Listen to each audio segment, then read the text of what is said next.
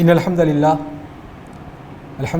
رب العالمین والصلاة والسلام علی محمد ابن عبد اللہ الامین وعلی آلہ وصحبہ اجمعین ومن تبعهم بإحسان ودعا بدعوتهم إلى يوم الدین وبعد. قال اللہ تبارک وتعالی فی القرآن المجید والفرقان الحمید. اعوذ باللہ من الشیطان الرجیم. بسم اللہ الرحمن الرحیم.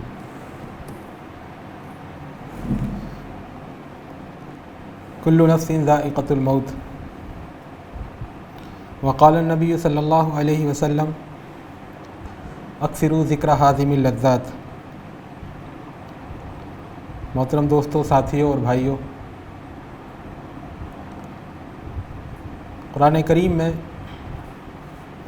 متعدد جگہ پر وہ حقیقت بیان کی گئی ہے جس کا بیان ہمیں ایک اس آیت میں ملتا ہے جو ابھی میں نے آپ کے سامنے تلاوت کی. اللہ رب العزت ارشاد فرماتا ہے کہ ہر نفس کو موت کا مزہ چکھنا ہے، اور پیارے نبی صلی اللہ علیہ وسلم نے بھی امت کو یہ تاکید کی کہ دنیا کی لذتوں میں پھنس جانے سے انسان آخرت سے غافل ہو جاتا ہے. اس لیے تم بکثرت موت کو یاد کیا کرو جو لذتوں کے افسوں کو کہ اس کے جال کو توڑ دیتی ہے. موت ایک ابدی حقیقت ہے. بڑے سے بڑا کافر ہو، ملحد ہو، ناشکرا ہو، فاسق ہو، فاجر ہو، کسی بات کو نہ ماننے والا ہو، کسی کے آگے سر نہ جھکانے والا ہو، وہ موت کے آگے سر جھکاتا ہے اور اس حقیقت کو تسلیم کرتا ہے. موت کیا ہے؟ اس سوال نے ابتدائے آفرینش سے انسان کو پریشان کیے رکھا. آدمی دنیا میں آ جاتا ہے تو اپنے آ جانے پر تو غور نہیں کرتا، لیکن جانا نہیں چاہتا یہاں سے. تو جو مہابھارت میں اور جو پرانے قصوں میں امرت جل، یعنی جس کو وہ پانی جس کو پی کر کے انسان امر ہو جائے، کبھی نہ مرے، آب حیات، چشمہ حیواں، تو یہ مختلف زبانوں مختلف قوموں میں تصور رہا ہے کہ کوئی ایسی چیز مل جائے جس میں انسان جسے پی کر کے یا جسے کھا کر کے انسان موت کے چنگل سے آزاد ہو جائے. موت سب کو آتی ہے. لوگ اس کا جو بھی علاج تجویز کرتے ہیں موت نہ آئے وہ ناکام رہتا ہے. لوگ کہتے ہیں اگر صحت اچھی رکھیں اور کثرت کرتے رہیں، ورزش کرتے رہیں، غذا متوازن رکھیں، نظام الاوقات کو منظم رکھیں اور اس کے حساب سے زندگی گزاریں، تب بھی نتیجہ کیا ہے کہ آپ کی عمر بڑھ جائے گی، لیکن آپ کو ابدیت یا دوام یا ہمیشگی نصیب نہیں ہو سکتی کبھی بھی.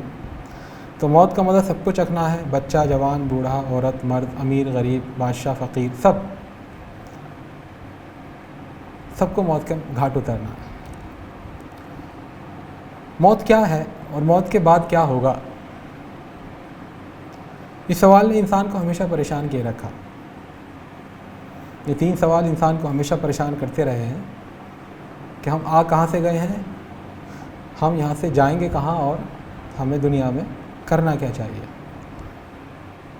ہم کہاں سے گئے ہیں، بہرحال یہ ایک توجہ کا طالب سوال ہے، لیکن اس سے انسان غافل ہو جاتا ہے اور اس کو یاد رکھنے سے انسان کو کوئی فائدہ بھی نہیں، کوئی ایسی پریشانی بھی نہیں کہ اگر یاد نہ رکھوں گا تو کوئی پریشانی ہو جائے گی، کوئی مسئلہ ہوگا، تو اس کو عام طور پہ بھلا دیا جاتا ہے. ہمارے گھر میں جب بچہ آتا ہے تو اس پر ہم نہیں سوچتے کہ کہاں سے آ گیا. جب وہ بچہ یا ہمارے گھر کا کوئی فرد اچانک چلا جاتا ہے ہمیں چھوڑ کر، تب ہمیں جھٹکا لگتا ہے. حالانکہ صحیح بات یہ ہے، جھٹکا اگر لگنا چاہیے تھا تو بچے کی آمد پر بھی لگنا چاہیے تھا، کسی کی رخصت پر بھی لگنا چاہیے تھا. تو میں کہہ رہا تھا کہ آمد پر انسان غور نہیں کرتا، البتہ رفت پر غور کرتا. اسی طرح دوسرا سوال کہ ہمیں کرنا کیا چاہیے، اس پر بھی انسان زیادہ غور نہیں کرتا. دنیا اتنی دلربا ہے، اتنی دلکش ہے، اتنی اپنے جال میں جکڑ لینے والی ہے کہ انسان اس میں غافل ہو جاتا ہے. لیکن تیسرا جو سوال ہے اس کو بھی انسان بھلا دینا چاہتا ہے، اس سے غفلت اختیار کر لینا چاہتا ہے، اس کو فراموش کر دینا چاہتا ہے، یا کم از کم اس کو اپنے شعور کی سطح سے لاشعور کی طرف دھکیل دینا چاہتا ہے تاکہ یہ سوال اسے پریشان نہ کرے. جب بھی خاندان میں کوئی مرتا ہے، کوئی ساتھی جو کلاس کا ساتھی تھا، جو پیشے کا ساتھی تھا، جو کالیگ تھا، جو آفس میں ساتھ رہتا تھا، اچانک اگر پتہ چلتا ہے کہ وہ چلا گیا ہمیں چھوڑ کر، تو ایک جھٹکا لگتا ہے۔ تو میں عرض یہ کر رہا تھا، موت کیوں آتی ہے اور ہم کہاں جائیں گے، اس سوال نے ہمیشہ انسان کو پریشان کیے رکھا۔ موت کے بعد کیا ہوگا؟ کیا ہماری زندگی کا خاتمہ یہاں ہو جائے گا؟ تو اس کا سوال مختلف لوگوں نے دینے کی کوشش کری۔ ایک چھوٹی سی جماعت ملحدین کی، دہریوں کی، ایتھیسٹ، اللہ کے وجود کا انکار کرنے والوں کی، نیچر پر ایمان رکھنے والوں کی ایسی رہی ہے جو مانتی ہے کہ موت کے بعد ختم، اس کے بعد کچھ نہیں ہے، صرف ایک انفیتھمیبل وائڈ جس کو کہنا چاہیے کہ ناپید کنار ایک خلا ہے، بس اس کے بعد کچھ نہیں ہے، جو کچھ ہوا بس یہ دنیا کی زندگی ہے۔ ان ہی الا حیاتنا الدنیا نموت و نحیا وما یہلکنا الا الدہر، جو کچھ بھی زندگی ہے بس یہ دنیا کی زندگی ہے، یہیں ہمیں جینا ہے، یہیں مرنا ہے، اور بس زمانہ ہمیں ہلاک کر دیتا ہے، اس کے علاوہ کچھ نہیں ہے۔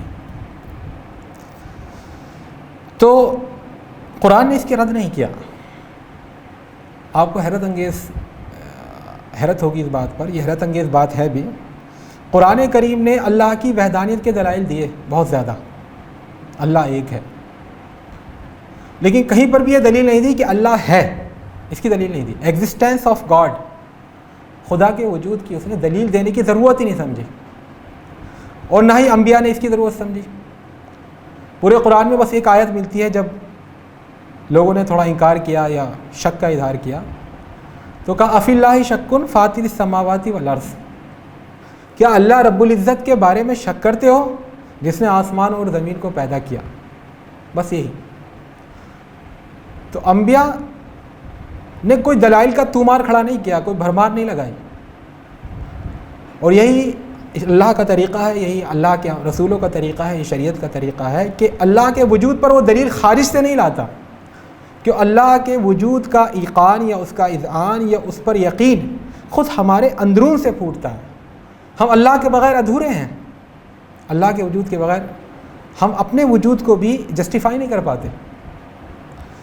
اس لیے بہرحال آج کے زمانے میں یہ ایتھیزم جو ہے، یہ خدا کا انکار یا دہریت، اس کو فکری سطح پر تو کچھ بول بالا ملا ہے، اور دجالی تہذیب و تمدن کے زیر اثر اس کا اعلان کرنے والوں کو پذیرائی بھی ملی ہے، لیکن صحیح بات یہ ہے کہ انسانیت کا کبھی بھی یہ معتبر عقیدہ یا نظریہ نہیں رہا۔ آج بھی اللہ کے وجود کا انکار کرنے والے بہت کم ہیں، بہت کم، اور جو ہیں بھی ان کی بھی دو قسمیں ہیں، ایک ہے نفسانی ملحد، ایک ہے علمی ملحد۔ نفسانی ملحد جو ملحدین ہیں، اللہ کے وجود کا انکار کرتے ہیں، ان کی 99% تعداد نفسانی ملحدین کی ہوتی ہے، یعنی بچپن میں دین کے نام پر ان کے ساتھ زیادتی ہوئی تھی، کسی استاد نے ان کو بہت مارا تھا جو پنڈت تھا یا مولانا تھا، یا ان کے والد بہت سخت تھے، بہت دیندار تھے، تو اس کے ریئیکشن کے طور پر، ایک باغیانہ روش کے طور پر لوگوں نے الحاد اختیار کیا۔ نیاز فتح پوری، جن کو لوگ علامہ بھی کہتے ہیں، وہ آخر میں ملحد ہو گئے تھے، تو ان کی جو کہانی ہے وہ یہی ہے کہ ان کے ساتھ سختی کی گئی بچپن میں۔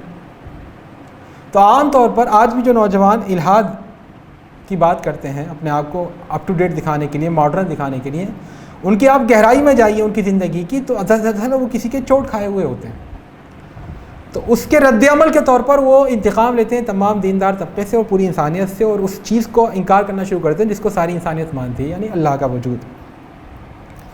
دوسرے لوگ ہیں جو علمی ملحدین، یہ بہت کم لوگ ہیں، اور صحیح بات یہ ہے اگر یہ علم پر گامزن رہے اور علم پر چلتے رہے تو ان کو ان کا علم وجود باری تک پہنچا دیتا ہے۔ مسلمان اہل قلم میں مولانا وحید الدین خان صاحب نے خدا کے وجود پر بہت خاصا لٹریچر بڑا علمی اور واقعی تیار کیا ہے، اور صحیح بات یہ ہے کہ وہ بہت مفید بھی ہے۔ تو میں عرض یہ کر رہا تھا، الحاد کا کوئی پیر نہیں ہے، بظاہر یہ خوشنما لگتا ہو یا لوگ اس کو اپنے ماڈرن دکھانے کے لیے اختیار کرتے ہوں، لیکن عام انسانوں میں اس کی پذیرائی کبھی نہیں ہوئی۔ تو ایک جواب تو یہ ملحدین دیتے ہیں یا الحاد دیتا ہے کہ نتھنگنیس، مرنے کے بعد کچھ نہیں ہے۔ دوسرا جواب ہے جو بعض ادیان اور بعض مذاہب دیتے ہیں، وہ یہ ہے کہ آواگمن، تناسخ، ری انکارنیشن، آپ جو ہے دوسرا جنم لیتے ہیں، تیسرا جنم لیتے ہیں، چوتھا جنم لیتے ہیں۔ دراصل آپ اس دنیا میں، اس زندگی میں جو کچھ کرتے ہیں، اچھا یا برا، اس کے مطابق آپ کو اگلا جنم ملتا ہے، اور آپ جیسے بھی ہیں آج، وہ آپ کے پچھلے جنموں کا نتیجہ ہے۔ پچھلے جنم میں آپ نے جو اچھائی یا برائی کی تھی، اس کا نتیجہ ہے۔ بظاہر یہ سننے میں دلچسپ بھی لگتا ہے، اور قصے کہانی کی طرح ایک رومانی اس کے اندر تخیل بھی پایا جاتا ہے، لیکن صحیح بات یہ ہے کہ یہ ان سائنٹیفک ہے، غیر علمی ہے، غیر معقول ہے۔ آواگمن کے عقیدے کے مطابق یہ جو سبزیاں اگ رہی ہیں، یہ گھاس کے جو تنکے اگ رہے ہیں، برسات میں کیڑے مکوڑے جو نکل رہے ہیں، یہ کتا، بلی اور یہ سور اور یہ دیگر جانور، پالتو اور غیر پالتو اور جنگلی اور غیر جنگلی، یہ سب کے سب پچھلے جنم میں انسان تھے۔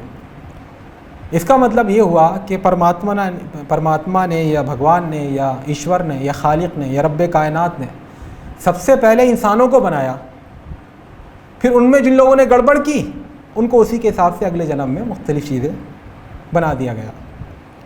لیکن یہ سائنس کو تسلیم نہیں کرتی۔ سائنس یہ کہتی ہے کہ انسان کے وجود سے ہزاروں لاکھوں سال پرانا وجود ہے کیڑوں مکوڑوں کا، مچھلیوں کا اور مختلف جانوروں کا، اور خاص طور پہ سبزیوں کا تو بہت ہی پرانا وجود ہے۔ تو یہ بات ایک تو ان سائنٹیفک ہے۔ دوسری بات یہ ہے کہ اس کی وجہ سے جب آپ آواگمن کو یا تناسخ کو قبول کر لیتے ہیں تو آپ کے اندر پیسیمسٹک اپروچ بنتا ہے۔ آپ کسی چیز کو، جیسے کوئی آپ پر ظلم ڈھا رہا ہے تو آپ اس سے یہ نہیں کہیں گے ظلم کیوں ڈھا رہے ہو، آپ کسی کو برائی کرتے ہوئے ٹوکیں گے نہیں، بلکہ آپ یہ کہیں گے مجھ پر جو ظلم ہو رہا ہے وہ میرے پچھلے جنم کا نتیجہ ہے، میرے ساتھ جو زیادتی ہو رہی ہے یہ پچھلے جنم کا نتیجہ ہے۔ تو ظاہر سی بات ہے اگر اس طرح کی ذہنیت بن جائے تو سماج گروتھ نہیں کر پاتا، اس کے اندر تعمیری ذہن نہیں بنتا۔ تو یہ غیر عقلی بھی ہے، غیر علمی بھی ہے اور ان سائنٹیفک بھی ہے۔ غیر عقلی اس لیے کہ سزا اس وقت ہوتی جب سزا پانے والے کو سزا کا احساس ہو، اسے پتہ ہو میں نے جرم کیا کیا ہے، اسے پتہ ہو کہ میں نے جرم کیا کیا ہے۔ جب ہم کہتے ہیں کہ فلاں پچھلے جنم کی سزا ہے تو یہ غیر عقلی بات ہے کہ ہم سزا بھی پائیں اور ہمیں پتہ نہ ہو ہمارا جرم کیا ہے۔ تو دراصل یہ جو عقیدہ ہے یہ ایک طبقاتی جو نظام تھا قائم، اس کو جسٹیفائی کرنے کے لیے بعض ادیان اور مذاہب میں اس کو رکھا گیا۔ بہرحال یہ بھی اس بات کا جواب نہیں دیتا کہ مرنے کے بعد کیا ہوگا۔ تیسرا جو اپروچ ہے موت کو ٹیکل کرنے کا یا موت کو پر غور کرنے کا، وہ ہے انبیاء کا، اللہ کے رسولوں کا۔ اچھا، ملحدین میں اگر فلاسفہ رہے ہیں اور بعض سائنسداں رہے ہیں تو انبیاء دوسری طرف رہے ہیں۔ انہوں نے کہا اس دنیا کے بعد ایک دوسری دنیا ہے، جس کو کہا وہ عالم آخرت ہے، اور عالم آخرت پر ایمان لانا ضروری ہے۔ اس میں ایمان لانے کا کیا مطلب ہے کہ اللہ کے انبیاء نے جو حقیقتیں ہمیں بتائی ہیں کہ اس دنیا کے بعد وہ پیش آئیں گی، اور اس دنیا میں ہم اس دنیا کے اندر رہتے ہوئے جو اچھائی یا برائی کرتے ہیں اس کی ہمیں جزائے سزا ملے گی، یہ ایمان بالآخرت ہے۔ آخرت ضروری بھی ہے، یہ عقل کا تقاضا ہے، فطرت کی آواز ہے۔ دنیا میں ہم دیکھتے ہیں بہت سے لوگ ہیں نیک ہیں، دوسروں کے کام آتے ہیں، کسی پر ظلم نہیں ڈھاتے، دوسروں کو اپنے اوپر ترجیح دیتے ہیں، حقوق ادا کرتے ہیں، لیکن پریشان رہتے ہیں۔ لوگ ان پر ظلم ڈھاتے ہیں، ان کو ایذا پہنچاتے ہیں، ان کا حق مارتے ہیں، اور وہ صرف بھلائی میں اپنے آپ کو جواب دینے سے روکے رہتے ہیں، اور اسی اس میں وہ مر جاتے ہیں۔ جو اچھے تھے، نیک تھے، جو غریبوں کے کام آتے تھے، بیواؤں کا سہارا بنتے تھے، یتیموں کی کفالت کرتے تھے، وہ پریشانی کی حالت میں جیے اور پریشانی کی حالت میں ہی مر گئے۔ ان کو دنیا میں ان کے نیک عمل کا فائدہ نہیں مل پایا۔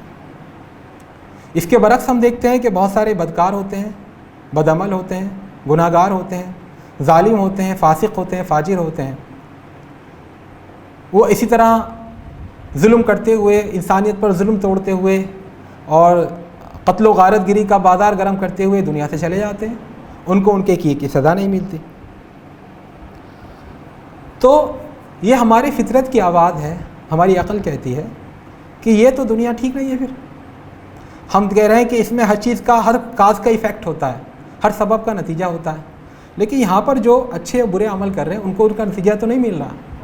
تو عقل کہتی ہے کہ ایک دنیا ایسی ہونی چاہیے جہاں پر بروں کو ان کی برائی کا اور اچھوں کو ان کی اچھائی کا بدلہ ملے. اسی کو قرآن کریم نے فرمایا ہے افنجعل المسلمین کالمجرمین ما لکم کیف تحکمون. کیا تم یہ سمجھتے ہو کہ ہم ان لوگوں کو جو اطاعت کی زندگی گزارتے ہیں ان لوگوں کی طرح بنا دیں گے جو سرکشی اور نافرمانی کی زندگی گزارتے ہیں؟ ما لکم کیف تحکمون، یہ کیسا فیصلہ تم کر رہے ہو؟ یعنی اگر آخرت کی زندگی آپ ہٹا دو تو یہ فیصلہ غلط ہے. دوسری بات، ایک دوسرے نقطہ نظر سے بھی غور کریں. اس دنیا میں جو بھی چیزیں ہیں ان کی کچھ خاصیتیں ہیں. آپ دوا کھائیں گے تو کوئی نہ کوئی اثر ڈالے گی، آپ کھانا کھائیں گے تو آپ کا پیٹ بھر جائے گا، آپ پانی پئیں گے تو آپ کی پیاس بجھ جائے گی، آپ پتھر کھینچ کر کسی کے ماریں گے تو وہ چیز پر جا کر ٹکرائے گا اور اس کو چوٹ لگے گی. تو جو بھی آپ کی اس دنیا میں چیزیں ہیں ان کے کچھ نہ کچھ خاصیتیں ہیں اور وہ خاصیتیں اثر انداز ہوتی ہیں. اسی طرح آپ کے وہ عمل جو مادی ہیں جن کا اخلاق سے کوئی لینا دینا نہیں وہ بھی اثر کرتے ہیں. آپ پانی پئیں تو آپ کی پیاس بجھ جاتی ہے، لیکن جو آپ کے عمل اخلاقی ہیں، مجھے بھوک لگ رہی ہے، میں کھانا کھاؤں گا میرا پیٹ بھر جائے گا، میرا مادی عمل ہے، لیکن میں خود بھوکا رہ کر کے وہ کھانا کسی غریب کو دے دیتا ہوں، کسی فقیر کو دے دیتا ہوں، اس کا اثر سامنے نہیں آتا. یعنی میں نے خود کھانا کھایا، میرا مادی عمل تھا تو میرا پیٹ بھر گیا، مجھے اثر محسوس ہوا، لیکن میں نے وہی کھانا کسی کو دوسرے کو دے دیا. لباس میں نے خود نہیں پہنا، کسی ننگے کو برہنہ کو پہنا دیا. خود میں نے دنیا میں گلچھرے نہیں اڑائے، عیش و آرام کی زندگی نہیں گزاری، بلکہ جو میرے پاس زائد مال تھا وہ میں نے غریبوں کو دیا، ان کی داد رسی کی، ان کی حاجت روائی کی. اس کا اثر دنیا میں ظاہر نہیں ہوتا. وہ کہاں ظاہر ہوگا؟ جب ہم کہتے ہیں یہاں ہر شے کی خاصیت ہے، ہر عمل کا ایک نتیجہ ہے، تو ان اعمال کا، ان نیکیوں کا نتیجہ کہاں ظاہر ہوگا؟ تو جہاں ظاہر ہوگا وہی دنیا آخرت کی دنیا ہے. اللہ تعالیٰ ارشاد فرماتا ہے ام حسب الذین اجترحوا السیئات ان نجعلہم کالذین آمنوا وعملوا الصالحات سواء محیاہم ومماتہم ساء ما یحکمون. کیا وہ لوگ جو گناہ اور برائیاں کرتے ہیں وہ یہ گمان کر رہے ہیں، یہ خیال کر رہے ہیں کہ ہم ان کو مساوی کر دیں گے، برابر کر دیں گے ان لوگوں کے جو ایمان لائے اور جنہوں نے نیک کام کیے، اس طرح سے کہ ان کا جینا بھی برابر، ان کا مرنا بھی برابر. سواء محیاہم ومماتہم، یہ لاجیکل نہیں ہے، یہ عقل نہیں ہے. فرق ہونا چاہیے. ساء ما یحکمون، برا فیصلہ ہے جو یہ کرتے ہیں. تیسری ایک بات اور بھی غور کریے، دنیا میں کسی اچھائی کا پورا بدلہ ملنا ناممکن ہے اور کسی برائی کی پوری سزا ملنی ناممکن ہے. ایک گھر میں اس کے 10 لڑکے ہیں اس میں، اور 10 کے 10 بچے کماتے ہیں، اور والدین بالکل فارغ البال ہیں اور بالکل مال فراواں ہے، دولت کی ریل پیل ہے. ان 10 بچوں میں سے کسی ایک لڑکے کو کوئی قتل کر ڈالے تو یقیناً یہ بہت بڑا گناہ ہے. لیکن کیا اس کے قتل ہو جانے سے یہ گھر تباہ ہو جائے گا؟ کیا وہ بھوکے مر جائیں گے؟ اس کے ماں باپ، ان کی دواؤں کے لیے کوئی پیسے دینے والا، ان کو دواؤں کو خریدنے والا نہیں ہوگا؟ یقیناً نہیں. یقیناً اس کی موت سے اثر ہوگا، صدمہ ہوگا، غم ہوگا، لوگ روئیں گے، لیکن اس سے کوئی ڈھرا چینج نہیں ہوگا. لیکن دوسرا گھر ہے جس میں باپ کا انتقال ہو چکا ہے، ماں بوڑھی ہے، شوگر کی مریض ہے، مختلف بیماریاں اور عوارض اس پر طاری ہیں، کئی بیٹیاں جوان ہیں، اس میں ایک اکلوتا لڑکا ہے. وہ کمانے کے لیے بمبئی جاتا ہے، کسی دوسری جگہ جاتا ہے، وہاں پر اس کا کوئی ساتھی اسے قتل کر دیتا ہے لڑائی میں، ذرا سی بات پر.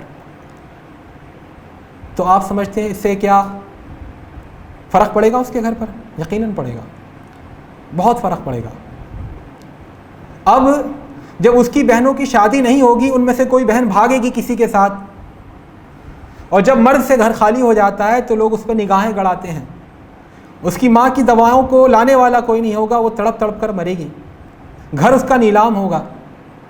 لیکن یہ دونوں کیس جو میں نے آپ کو بتائے، دونوں قتل کے کیس ہیں. دنیا کی عدالت میں جائیں گے تو عدالت ایک ہی فیصلہ سنائے گی کہ ایک کے بدلے ایک کو مار دیا جائے. تو یہ انصاف ہے کیا؟ یہ انصاف نہیں ہے، پورا انصاف نہیں ہے. ہٹلر نے لاکھوں لوگوں کو مارا، اور جو مختلف ممالک کے سربراہ ہیں انہوں نے اپنی خونی پیاس کو بجھانے کے لیے پورے ملک کو تاراش کر دیا۔ شام میں بشار الاسد کیا کر رہا ہے؟ کتنی آبادی وہاں کی تہس نہس ہو گئی، تباہ ہو گیا پورا ملک۔ اگر وہ کبھی آپ کی گرفت میں آ جائے، دنیا کے قانون کی گرفت میں آ جائے، تو آپ کیا کر لیں گے؟ زیادہ اس کو گولی مار دیں گے۔ لیکن کیا اکیلا اس کی جان کا چلا جانا اس کے سارے گناہوں کی تلافی ہے؟ یہ سزا مل گئی اس کو۔ کسی نے ایک قتل کیا، کسی نے پورے ملک کو تباہ کر دیا، عصمتیں لٹ گئیں۔ شام کے بچے جو ہے سمندر میں سفر کر کے جاتے ہوئے یہاں ڈوب گئے، ان کی لاشیں جو ہے ساحل پر پڑی ہوئی نظر آئیں، لیکن سزا صرف ایک۔ تو میرے دوستوں اور ساتھیوں، صحیح بات یہ ہے اس دنیا میں مکمل نہ انصاف ہو ہی نہیں سکتا، نہ مکمل سزا دی جا سکتی ہے، نہ مکمل نیکیوں کا بدلہ دیا جا سکتا۔ اس طرح نیکیوں کو بھی آپ قیاس کر لیجیے اسی پر، کسی کے کام آنا معمولی، کسی کے پاس اتنا کام آنا کہ اس کی پوری زندگی لائف سیٹ ہو جائے۔ کسی کو آپ نے پڑھا دیا، لکھا دیا، اس نے اپنا پورا گھر بدل دیا اور پورا معیار زندگی اونچا ہو گیا۔ آپ نے تو صرف ایک بچے کو سمجھایا تھا، لیکن آپ کے سمجھانے سے اس نے اپنی لائن سدھار لی، آپ کو پتہ بھی نہیں کیا تبدیلی آ گئی، لیکن اللہ دیکھ رہا ہے، اس کی کوئی جزا اس دنیا میں نہیں مل سکتی۔ تو میں عرض یہ کر رہا تھا کہ دنیا میں مکمل طور پر انصاف ہو بھی نہیں سکتا۔ ایک سوال یہ پیدا ہوتا ہے کہ دنیا میں ہی کسی کو اچھائی یا برائی کی سزا کیوں نہیں مل جاتی فی الفور؟ ایسا کیوں نہیں ہوتا کہ کسی نے کسی کو گھور کے دیکھا تو اس کی آنکھ پھوٹ جانی چاہیے، کیوں گھور کے دیکھ رہا بھائی؟ کسی نے کوئی جیسے ہی جھوٹ بولتا اس کی زبان کالی پڑ جاتی، کوئی کسی پر جیسے ہی ظلم ہاتھ اٹھاتا اس کا ہاتھ جو ہے شل ہو جاتا، کوئی برائی کی طرف قدم اٹھاتا تو اس کے پیر جو ہے لقوہ مار جاتا، وہ چل نہ پاتا۔ کسی کے دل میں کسی کے قتل کا منصوبہ آتا، کسی کی عصمت دری کا منصوبہ آتا تو ہارٹ اٹیک ہو جاتا۔ ایسا کیوں نہیں ہوتا؟ تو دراصل یہ سوال یا یہ اشکال اس وجہ سے ہے کہ ہم دنیا کی اصل حیثیت نہیں سمجھ رہے۔ دنیا کی اصل حیثیت دارالجزا نہیں، دارالامتحان ہے۔ یہاں پر امتحان، اگر اللہ تعالیٰ اس طرح بروں کو فوراً سزا دے دیا کرتا اور اچھوں کو فوراً ان کی جزا دے دیتا، ان کا بدلہ دے دیتا، تو یہاں امتحان کہاں ہوتا؟ پھر تو سب نیک ہی بن جاتے۔ جیسے سب مجبور ہو کر پانی پینے پر مجبور ہیں پیاس بجھانے کے لیے، کیونکہ اللہ تعالیٰ نے تکوینی طور پر اس کا انتظام کیا ہے۔ اس میں شر اور خیر اور نیک اور بد کی کوئی تمیز نہیں، سب کے سب اس کو استعمال کرتے ہیں پانی کو پینے کے لیے۔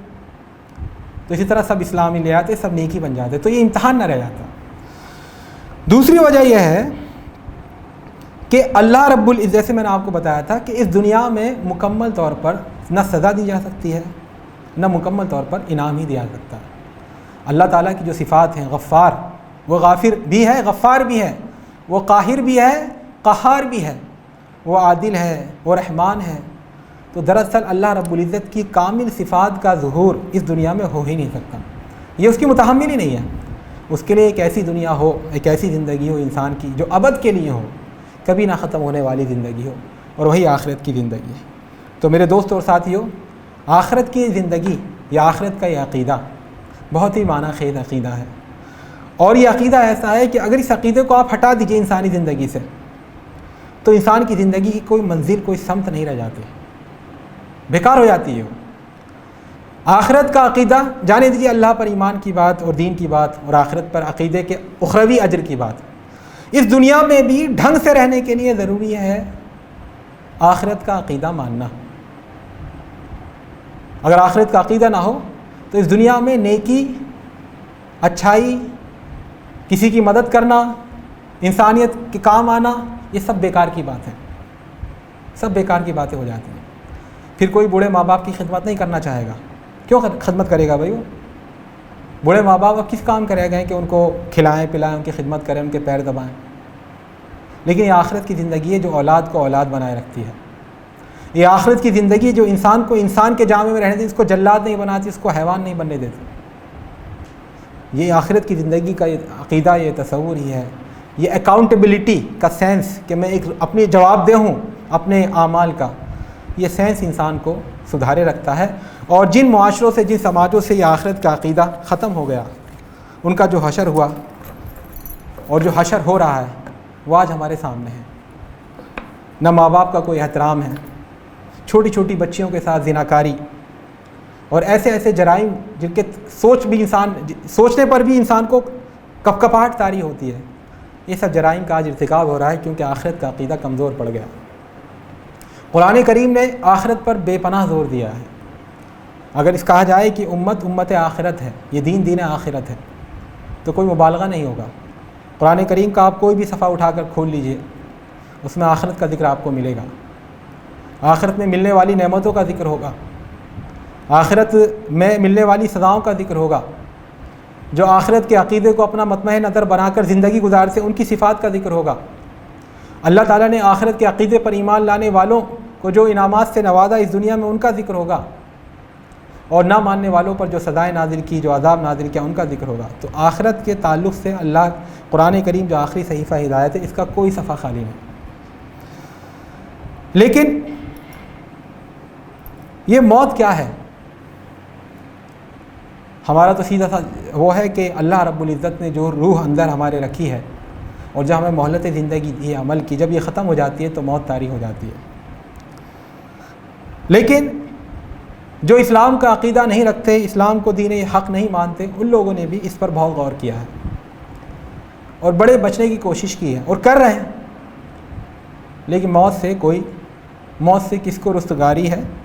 آج اپنی کل تمہاری باری ہے۔ تو موت سے کوئی نہیں بچا۔ موت کا ایک تجربہ ایسا تجربہ ہے جس کے بارے میں خارج سے کوئی دلیل نہیں دی جا سکتی۔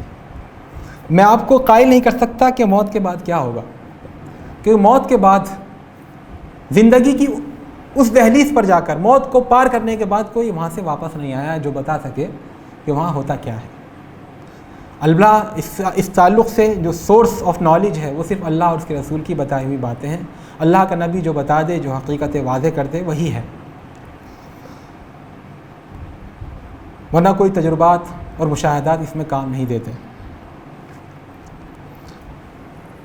امریکہ کے ایک ڈاکٹر ہیں ریمنڈ اے موڈی، جن کو فلسفے سے کافی دلچسپی اور خاص طور پہ فلسفہ ادویہ، دوا، کوئی سی دوا کیوں اثر انداز ہوتی ہے کس عمر کے لڑکوں پر یا کس مزاج کے لوگوں پر، اس پر ان کا شوق تھا۔ ان کے ایک کالیگ تھے جارج ریچی، ان کو ڈبل نمونیا ہوا۔ جب ڈبل نمونیا ہوا تو وہ ایک وقت ایسا آتا ہے کہ ڈاکٹر ہاتھ کھڑے کر لیتے ہیں اور جواب دے دیتے ہیں کہ ابھی مر چکے ہیں یا مرنے والے ہیں۔ تو اس حالت میں وہ پہنچ گئے اور اس حالت میں پہنچے اور ڈاکٹر حضرات نے ہاتھ کھڑے کر لیے، تو آخر میں ایک ہوتا ہے مصنوعی آلہ تنفس، ریسسائٹیشن، منہ میں جو ہے منہ لگا کر کے سانس دی جاتی ہے، یا کرنٹ کے دو وہ رہتے ہیں باکس سے، ان کو سینے پر مارا جاتا ہے تاکہ اگر ہارٹ دوبارہ حرکت میں آ جائے، دوبارہ ایکٹیویٹ ہو جائے۔ تو ان کے ساتھ بھی وہی کیا گیا اور وہ دوبارہ ہوش میں آ گئے۔ ڈاکٹر ریمنڈ اے موڈی نے ان سے پوچھا کہ آپ کو کیا لگا تھا جب وہ صحت یاب ہو گئے، ڈاکٹر جارج ریچی؟ تو انہوں نے کچھ باتیں بتائیں، بڑی حیرت انگیز، بڑی تعجب خیز، بڑی رہسیمئی۔ تو ڈاکٹر ریمنڈ اے موڈی کو دلچسپی تھی ان باتوں سے، تو ان کو جب دلچسپی پیدا ہوئی تو انہوں نے اس طرح کے کیسز کا پتہ لگایا، امریکہ کے مختلف علاقوں میں، مختلف شہروں میں ہاسپٹل سے جانکاری لی کہ ایسے کون کون لوگ ہیں جو اس حد تک پہنچ گئے تھے موت کے قریب اور پھر ان کو بچا لیا گیا، وہ دوبارہ زندہ ہو گئے یا ان کا ہارٹ دوبارہ بیٹ کرنے لگا۔ وہ ہر جگہ جا کر ملے، ان تمام ایسے لوگوں سے انٹرویو لیا، ان سے معلومات اخذ کی، انہوں نے کیا دیکھا، کیا محسوس کیا، کیا ان کا مشاہدہ تھا، ان کو کیسا لگا تھا۔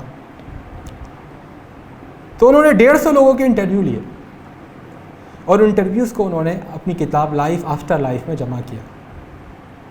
یہ کتاب جب چھپ کر آئی تو امریکہ میں ہنگامہ مچ گیا، 30 لاکھ اس کی کاپیاں پہلے ہی سال نکل گئی ہیں۔ 1975 میں فرسٹ ایڈیشن اس کا چھپا تھا۔ 6 سال تک ڈاکٹر ریمنڈ اے موڈی نے اس طرح کے انٹرویوز لیے تھے 150 لوگوں سے۔ تو جب یہ کتاب چھپ کر آئی تو ایک ہنگامہ مچ گیا۔ ڈاکٹر ریمنڈ اے موڈی کہتے ہیں کہ میں نے 150 لوگوں سے انٹرویوز لیے، انہوں نے مختلف باتیں بتائیں، لیکن سارے لوگوں نے جو باتیں بتائیں ان میں جو کامن ایلیمنٹس، جو مشترک باتیں ہیں، جو ہر ایک نے بتائی، الفاظ مختلف تھے، ترتیب مختلف تھی اور چیزیں بھی مختلف تھیں، لیکن جو باتیں کامن ہیں وہ انہوں نے بیان کی اس کتاب میں۔ اس کے بعد ان کی کتاب آئی دا لائٹ بیونڈ، آپ گوگل پر سرچ کریں کتابیں مل جائیں گے آپ کو۔ اس کے بعد تیسری کتاب آئی reflections on life after life. تو میں یہ کہہ رہا تھا انہوں نے جو کامن باتیں ذکر کی، جو 150 لوگوں نے، ایسے لوگوں نے جن کو کلینکلی ڈیڈ گھوشت کر دیا گیا تھا، ڈکلیئر کر دیا گیا تھا کہ وہ مر چکے ہیں، لیکن پھر ان پہ ریسسائٹیشن ہوا اور ان کو جھٹکے دیے گئے کرنٹ سے، اور وہ دوبارہ ہوش میں آ گئے، دوبارہ ان کی ہارٹ بیٹ شروع ہو گئی اور دوبارہ ان کا جسم کام کرنے لگا۔ امریکہ کے مختلف علاقوں سے انہوں نے، مختلف مذاہب کے ماننے والے تھے، مختلف زبانوں کے ماننے والے، سب سے انہوں نے یہ 150 لوگ، تو جو کامن ایلیمنٹس تھے اس میں ہر ایک نے یہ اعتراف کیا کہ جب میں مرنے کے قریب پہنچا تو میں نے خود اپنے کانوں سے سنا کہ ڈاکٹر حضرات کہہ رہے ہیں اب یہ مر چکے ہیں، ہی از گون اور شی از گون۔ تو ان کو جب ڈاکٹروں کی آواز سنی تو اسی کے ساتھ ایک تکلیف دہ شور سنائی دیا، وہ تکلیف بھی دے رہا تھا اور شور تھا۔ پھر اس کے بعد انہوں نے اپنے آپ کو ایک اندھیرے میں ڈوبتا ہوا پایا، پھر ایک نمایاں جگہ پر کھڑا ہوا پایا، پھر وہاں پر کچھ اپنے مرے ہوئے رشتہ داروں کو دیکھا جو بہت اداس تھے اور بہت ہی ان کی حالت زار تھی، اور پھر ان کو ایک نورانی وجود دکھائی دیا۔ سب نے اس کے لیے لفظ استعمال کیا بینگ آف لائٹ، روحانی وجود۔ وہ وجود تھا لیکن روشنی کا تھا، اور اس کی روشنی بہت تیز تھی لیکن آنکھوں کو خیرہ نہیں کر رہی تھی، اس کی تابانی آنکھوں کو نقصان نہیں پہنچا رہی تھی۔ اور اس وجود نے ان سے کہا کہ تم کیا کر کے آئے ہو، اور اس کے یہ کہتے ہی ہمارے سامنے ہماری پرانی زندگی کی پوری فلم چل گئی، اور بہت جلدی 30 سیکنڈ کم از کم، اور 30 سیکنڈ کے اندر ہم نے اپنی پوری زندگی کا پورا نقشہ دیکھ لیا۔ اور پھر ہمیں لگا کہ ہم کہیں بہتے چلے جا رہے ہیں، تو اچانک کوئی دھند تھی، ایک حد نظر آئی، اور وہاں پر ہم سے کہا گیا کہ ابھی تمہارا وقت نہیں ہے، ابھی تمہاری موت کا وقت نہیں آیا ہے۔ اور پھر اگلے ہی لمحے ہم دوبارہ اپنے اس جسم میں تھے جس کو ہم چارپائی پر یا بیڈ پر یا بستر پر چھوڑ چکے تھے، اور ہم نے دیکھا کہ ڈاکٹر حضرات ہم پر جھکے ہوئے ہیں، اور ہم دوبارہ واپس اپنے جسم میں آ گئے۔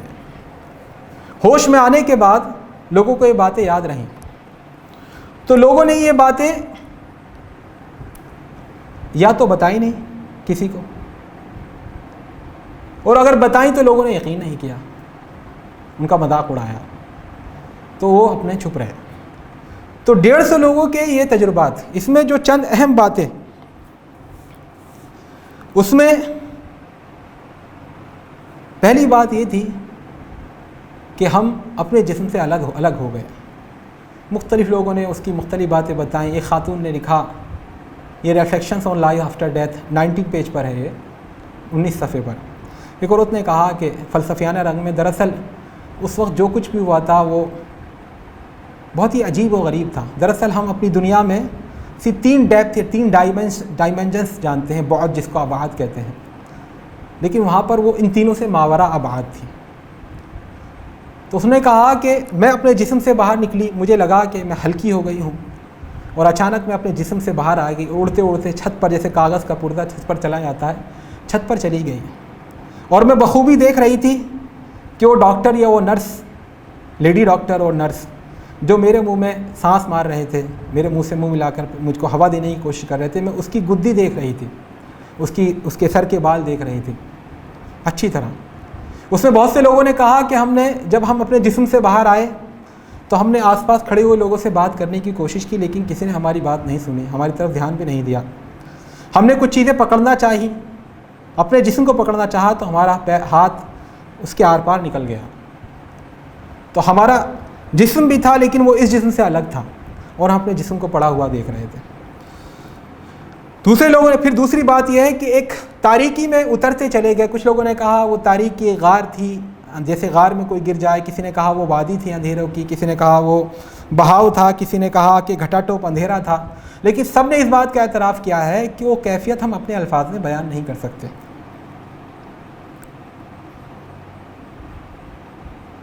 اس کے بعد سب نے اعتراف کیا کہ ہمارے جو عزیز اور رشتہ دار مر چکے تھے، ہمارے جاننے والے مر چکے تھے، ہم نے ان کو دیکھا، سب نے ایک بات پر اتفاق کیا، لوگوں نے الگ الگ باتیں بتائیں کہ ہم نے کس حالت میں دیکھا، سب کا اس بات پر اتفاق ہے کہ وہ سب کے سب بہت رنجیدہ اور بہت ہی غم زدہ تھے، ان کے چہرے لٹکے ہوئے تھے اور وہ ایک دوسرے سے ایسا لگ رہا تھا جیسے کسی زنجیر سے بندھے ہوئے ہوں۔ ان کو نہیں معلوم تھا وہ کہاں جا رہے ہیں، کبھی وہ دائیں چلے جاتے تھے پھر بائیں چلے جاتے تھے، ان کو معلوم نہیں ہوتا تھا کہ ان کے قدم کہاں اٹھ رہے ہیں۔ اور ایک صاحب نے کہا مجھے نہیں معلوم کہ میں نے ان کے پیر دیکھے بھی تھے، لیکن ہاں مجھے لگ رہا تھا وہ چل رہے ہیں۔ اس کے بعد اگلے پوائنٹ پر سب نے اتفاق کیا کہ وہاں پر ایک نورانی وجود تھا جس کو ہم نے دیکھا، جس کو سب نے کہا بینگ آف لائٹ۔ اس کی روشنی بہت تیز تھی لیکن اس سے آنکھیں خیرہ نہیں ہو رہی تھیں، آنکھوں کو تکلیف نہیں ہو رہی تھی، اور سب نے اعتراف کیا۔ اس نورانی وجود نے ہم سے کہا کہ تم نے اپنی زندگی میں کیا کیا ہے، what do you have to show me what you have done with your life. اس طرح کے الفاظ لوگوں نے استعمال کیے۔ البتہ اس کا سب نے اعتراف کیا ہے کہ کوئی وجود تھا، لیکن وہ کس ساخت کا تھا، کس چیز سے بنا ہوا تھا ہم نہیں جانتے، بس اس سے روشنی پھوٹ رہی تھی۔ بہرحال اس نورانی وجود کے کہتے ہی کہ تم نے پرانی اپنی زندگی سے کیا کیا، فوراً ہمارے سامنے ہماری زندگی کی تصویر آ گئی، پوری فلم، اور وہ فلم لائیو تھی، وہ فوٹوز نہیں تھے۔ مجھے صاف لوگوں نے کہا کہ ایک عورت نے کہا کہ مجھے اپنا بچپن یاد آیا، میں نے اپنی گڑیا توڑ دی تھی تو میں پھوٹ پھوٹ کر روئی تھی، مجھے وہ واقعہ نظر آیا، میں اپنے اسکول میں گئی تھی وہ واقعہ مجھے نظر آیا، پھر میں نے گرلس اسکاؤٹ کالج جوائن کیا، مجھے وہ واقعہ سب نظر آیا۔ اور مختلف لوگوں نے کہا کہ ہمارے اعمال کی فلم ہمارے سامنے آئی، اور ہمارے دل میں تمنا ہوئی کہ کاش ہمیں دوبارہ مہلت دی جاتی تاکہ ہم نے جو کام کیا ہے ان کو ہم دوبارہ ٹھیک کر دیتے یا انڈو کر دیتے، یا جو کام ہو گئے ان کو نلیفائی کر ان کو منسوخ کر دیتے۔ بہرحال یہ سب وہ ایلیمنٹ تھے جو سب نے بیان کیے اور سب نے اس کا اعتراف کیا۔ اس کے بعد سب نے یہ بھی اعتراف کیا کہ ہم کو لے کر کے ہم کہیں جا رہے تھے، وہ نورانی وجود ہمیں لے کر کہیں چلا، اور یہ بھی بات سب نے کہی کہ نورانی وجود نے جو بولا تھا وہ بولا تھا لیکن الفاظ نہیں تھے، نان وربل لینگویج تھی، اس نے بولا اور ہم سمجھ گئے خود بخود، آواز سنائی نہیں دی اس کی۔ تو بہرحال یہ نورانی وجود ہمیں لے کر چلا، اور پھر آگے جا کر ایک رکاوٹ نظر آئی، کسی نے کہا وہ دیوار تھی، کسی نے کہا وہ دروازہ تھا، کسی نے کہا وہ مٹیالی دھن تھی، کسی نے کہا کھیت کے چاروں طرف جو باڑ لگا دیتے ہیں وہ تھی، کسی نے کہا صرف وہ لکیر تھی، کسی نے کہا ایک اندھیرا تھا۔ لیکن وہاں پر جا کر کے ہمیں یہ سنائی دیا یا ہمیں بتایا گیا کہ ابھی تمہارے مرنے کا وقت نہیں ہے، ابھی تمہیں واپس جانا ہے، اور اس کے بعد ہم فوراً واپس اپنے اس جسم میں آ گئے جو ہم چھوڑ کر گئے تھے۔ 1975 میں انہوں نے یہ کتاب لکھی، ریمنڈ اے موڈی نے، اس سے ایک ہنگامہ مچا، کچھ لوگوں نے کہا یہ بکواس ہے، کچھ لوگوں نے کہا، لیکن بہرحال اس سے بہت سارے لوگوں نے ہمت پا کر اس طرز پر یا اس سمت میں آگے بڑھنے کی کوشش کری، اور لوگوں نے تحقیق شروع کی۔ انہی میں ایک تھے ڈاکٹر میلوین مارس، ان کی کتاب ہے کلوزر ٹو دا لائٹ، روشنی کے کچھ زیادہ قریب۔ ان کا نقطہ نظر یہ تھا کہ ڈاکٹر ریمنڈ اے موڈی نے جن لوگوں کے انٹرویوز لیے ہیں وہ بڑے تھے، عاقل اور بالغ تھے، بوڑھے تھے، وہ جھوٹ بول سکتے ہیں کیونکہ ان کو اپنے دماغ پر قابو تھا، یا کم از کم یہ ہو سکتا ہے کہ انہوں نے جو اب تک سوچا تھا یا جو عقیدہ رکھا تھا اپنے ذہن میں وہی ان کو دکھائی دیا۔ تو یہ جو تھے ڈاکٹر میلوین مارس، یہ ماہر امراض اطفال تھے، بچوں کے پیڈیاٹرک جو ڈاکٹر ہوتے ہیں وہ تھے، بچوں کے امراض کے ماہر تھے۔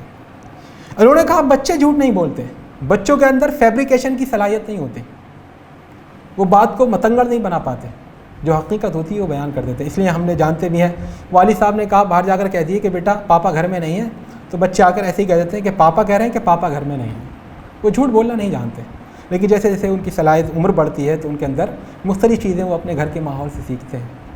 تو ان کا نقطہ نظر یہ تھا یہ بڑے لوگ جھوٹ بول سکتے ہیں، بچے جھوٹ نہیں بول سکتے۔ تو انہوں نے تحقیق کری اور امریکہ اور یورپ کے بر اعظموں میں اپنے تعلقات کے سہارے اور اپنی جو ان کا پیشہ تھا اس کے ذریعے سے انہوں نے ایسے بچوں تک پہنچنے کی کوشش کی جو اس تجربے سے گزر چکے تھے، یعنی جو ہاسپٹل میں ایڈمٹ کیے گئے تھے کسی بیماری کی وجہ سے، اور وہ لمحہ ان پر گزرا کہ ڈاکٹروں نے کہہ دیا وہ مر چکے ہیں یا مرنے کے قریب ہو گئے ہیں، اور پھر ان کو ریسسائٹیشن کیا گیا یا ان کو جھٹکے دیے گئے اور دوبارہ زندگی انہوں نے پائی۔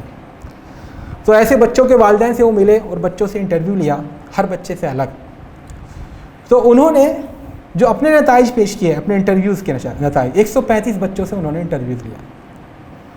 اس میں جو بچوں سے جو انٹرویوز کے جو نتائج پیش کیے انہوں نے، اس میں انہوں نے ریمنڈ اے موڈی کی تمام باتوں کی تصدیق کری، البتہ اس بات کا اعتراف کیا کہ بچوں کا چونکہ قوت تخیل کم ہوتی ہے، اس لیے انہوں نے سادہ الفاظ میں بیان کیا۔ انہوں نے کہا، نورانی تخیل کو کہا جیسے سپرمین جب کسی فلم میں آتا ہے تو روشنی ہوتی ہے، ویسا تھا وہ۔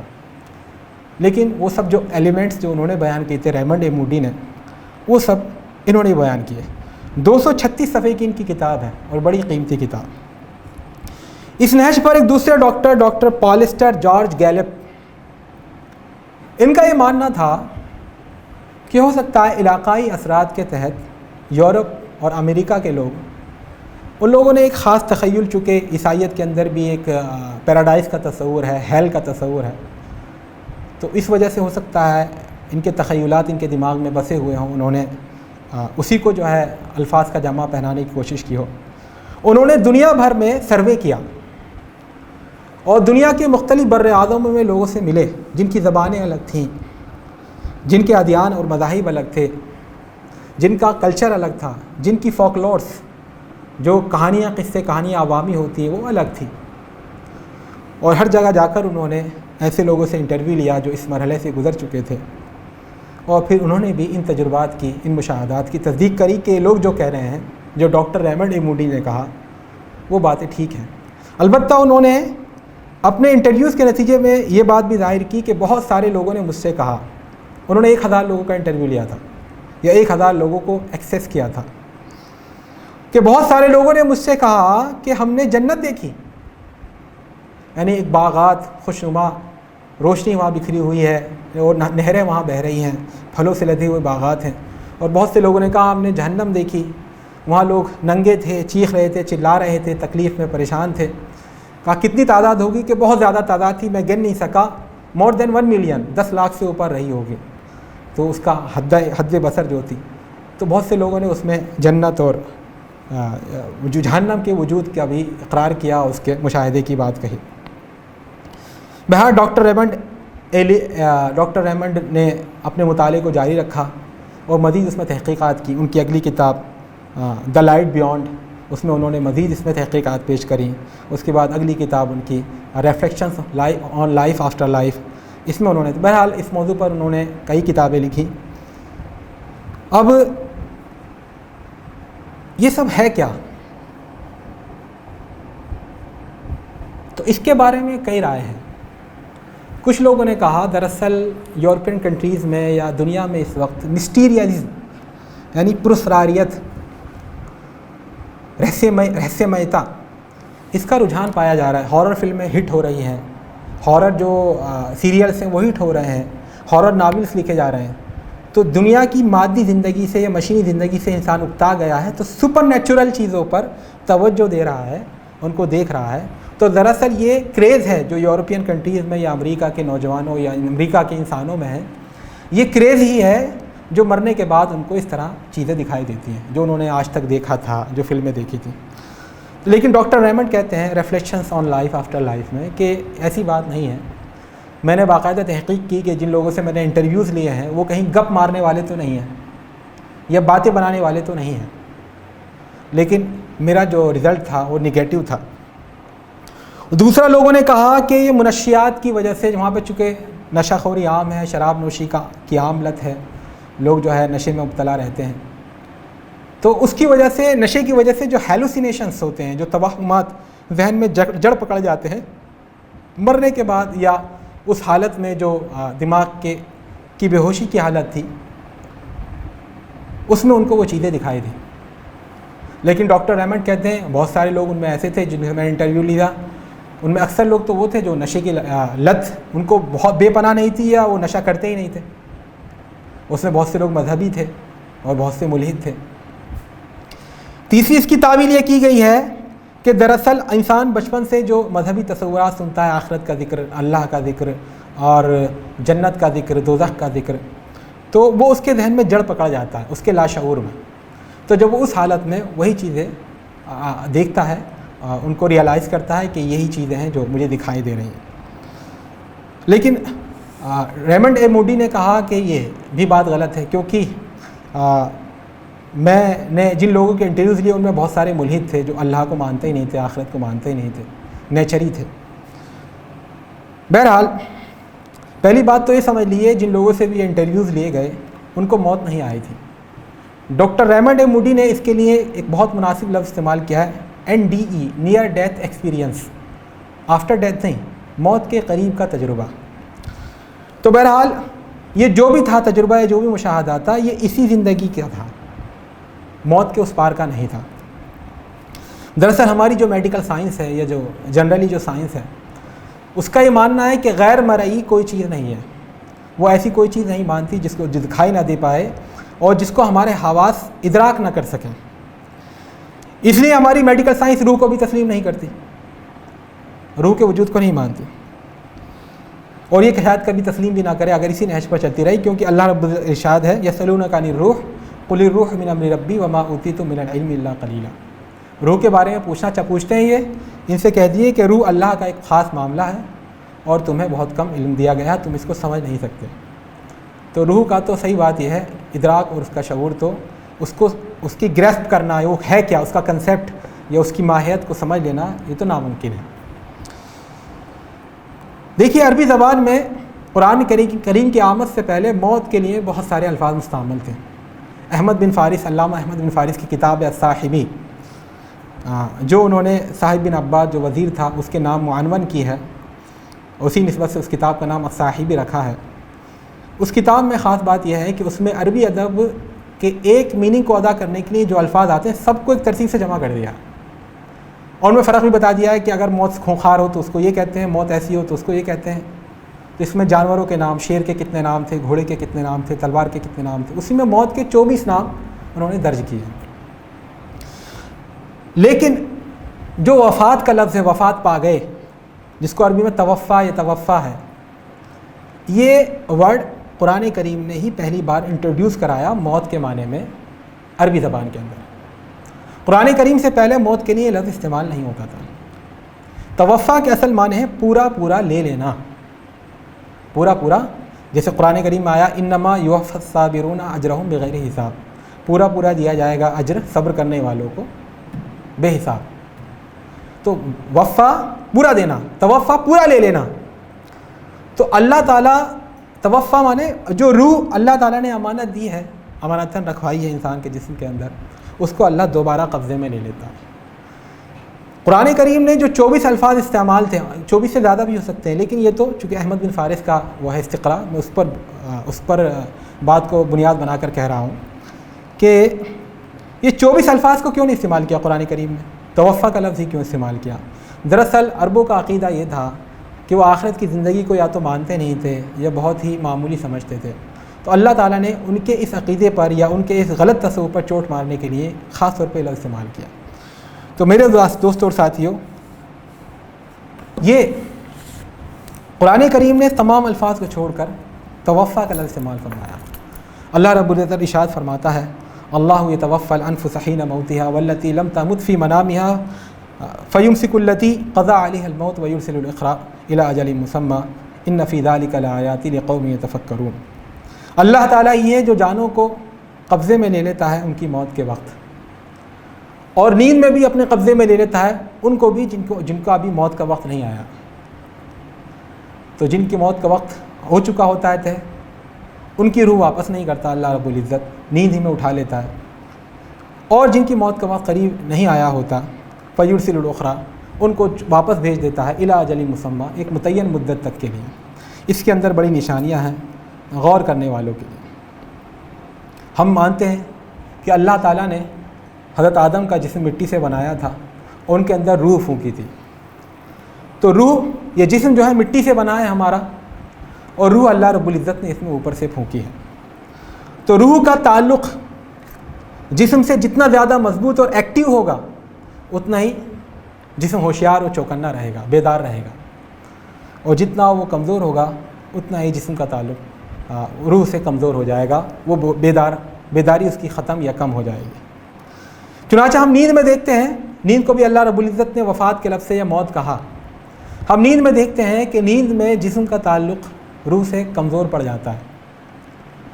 تو نیند میں انسان کو نہیں معلوم ہوتا کہ میرا ہاتھ کیا کر رہا ہے، میرا پیر کیا کر رہا ہے، لیکن اس کا دل کام کرتا رہتا ہے، اس کا دماغ کام کرتا رہتا ہے، اور وہ تعلق اتنا کمزور نہیں ہوتا کہ بالکل ہی الگ ہو جائے۔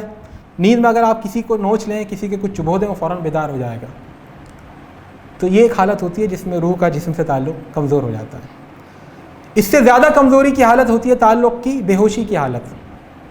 اس میں دماغ کام کرتا ہے اور دل کام کرتا ہے، لیکن جو اور سینسز ہیں، درد پکڑنے کے جو آلات ہیں، وہ کام کرنا بند کر دیتے ہیں، جو حواس خمسہ ہیں ہمارے۔ اس میں یہی وجہ ہے کہ اینستھیزیا، بے ہوش کر کے بڑے بڑے آپریشن ہوتے ہیں، چیر پھاڑ کر دیتے ہیں جسم کی، وہ تکلیف کا احساس نہیں ہوتا، دانت اکھاڑ لیتے ہیں، چیرا لگا دیتے ہیں اینستھیزیا کر کے، تو بے ہوش کر کے بڑے بڑے آپریشن ہوتے ہیں۔ اس میں روح کا جسم سے ذات تعلق اور کمزور ہو جاتا ہے، اور دور ہو جاتی ہے روح جسم سے۔ اس سے آگے کی شکل ہے سکتہ۔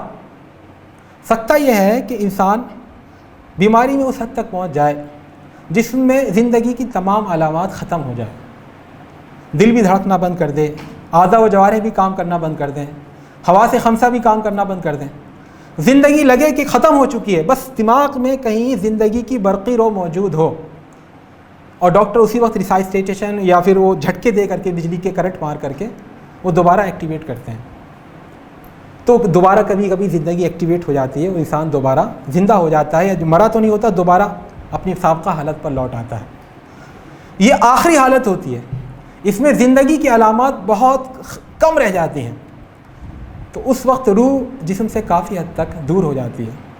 تو اس وقت بہت ممکن ہے کہ روح اس پار، دنیا کے اس پار جو ہے، جو دوسری دنیا ہے، اس کی کچھ جھلک دیکھ لے، اس کے کچھ نظاروں کا مشاہدہ کر لے، اس کی کچھ باتیں سمجھ لے، اس کی کچھ باتیں دیکھ لے۔ لیکن بہرحال یہ باتیں صرف ایک انسان کا اندازہ ہی ہے، یہ کوئی قرآن کی آیات نہیں ہے۔ دراصل یہ جو تجربات ڈاکٹر ریمنڈ اے موڈی کے ہیں، ان کی بنیاد پر کوئی عقیدہ یا کوئی دین کی تشریح کرنا ٹھیک نہیں ہے۔ اس میں 3 بنیادی خامیاں ہیں۔ پہلی خامی یہ ہے کہ یہ جن لوگوں نے بیان کیا ہے وہ سب زندہ لوگوں کے تجربات ہیں، وہ مرے نہیں تھے، انہوں نے حقیقت میں دیکھا نہیں تھا ہے کیا، کیونکہ زندہ آدمی جب ہوتا ہے اس کا دماغ کچھ نہ کچھ کام کرتا رہتا ہے، تو وہ جو انہوں نے جو کچھ دیکھا اس میں ضروری نہیں ہر چیز سچ ہو، ان کے دماغ نے بھی کچھ اس میں مداخلت کی ہوگی۔ دوسرے یہ، انہوں نے جو کچھ بھی بیان کیا وہ سب نے اعتراف کیا کہ ہم جو کچھ بیان کر رہے ہیں وہ ناقابل بیان ہے، ہم مجبور ہیں کہ ہم نے جو کچھ دیکھا وہ سب ایسی چیزیں تھیں جو ہمارے الفاظ میں ادا نہیں ہو سکتی، لیکن ہمیں مجبوراً اپنے الفاظ میں ان کو بیان کرنا پڑ رہا ہے۔ تو میرے دوستوں اور ساتھیوں، یہ تھا ڈاکٹر ریمنڈ اے موڈی کی کتاب کے بارے میں چند باتیں۔ میں صرف یہ کہنا چاہ رہا تھا، اس کی بنیاد پر کوئی عقیدہ ہمیں تراشنے کی ضرورت نہیں۔ اگر میں کہتا ہوں ڈاکٹر ریمنڈ اے موڈی یا دوسرے لوگ کوئی ایسی تحقیق کرتے جس سے ثابت ہوتا کہ زندگی کے بعد کوئی زندگی نہیں ہے، تب بھی ہم اپنے ایمان سے دستبردار نہ ہوتے، ہم آخرت پر اپنے ایمان کو مضبوط رکھتے۔